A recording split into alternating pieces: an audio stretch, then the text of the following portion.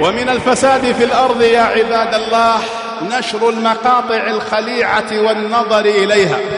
هذا يعتبر من الأسباب العظيمة في نشر الفساد في الأرض، نشر المقاطع الخليعة الخادشة للحياء، مقاطع الزنا واللواط إلى غير ذلك.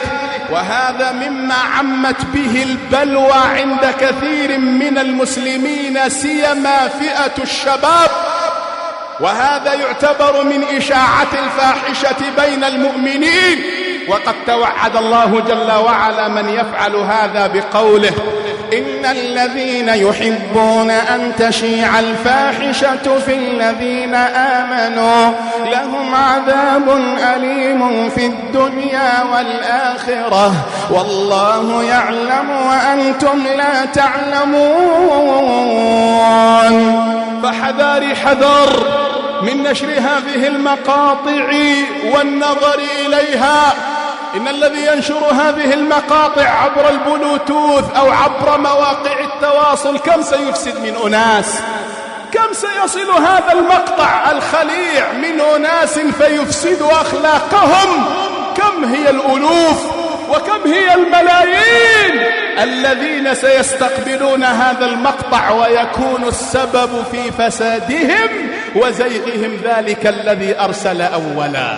قال الله جل وعلا: ليحملوا أوزارهم كاملة يوم القيامة ومن أوزار الذين يضلونهم بغير علم ألا ساء ما يزرون. كم أفسدت هذه المقاطع من شباب وشابات، أفسدت شبابنا، أفسدت فتياتنا، فجرتهم إلى الزنا والخنا واللواء والعادة السرية والسحاق إلى غير ذلك.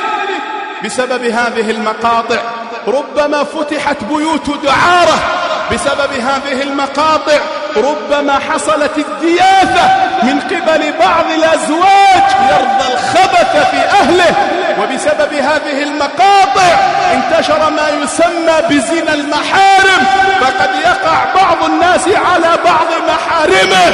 بسبب هذه المقاطع أدمن كثير من الشباب على العادة السرية، بسبب هذه المقاطع انتشر اللواط، بسبب هذه المقاطع انتشرت فواحش حتى بين النساء.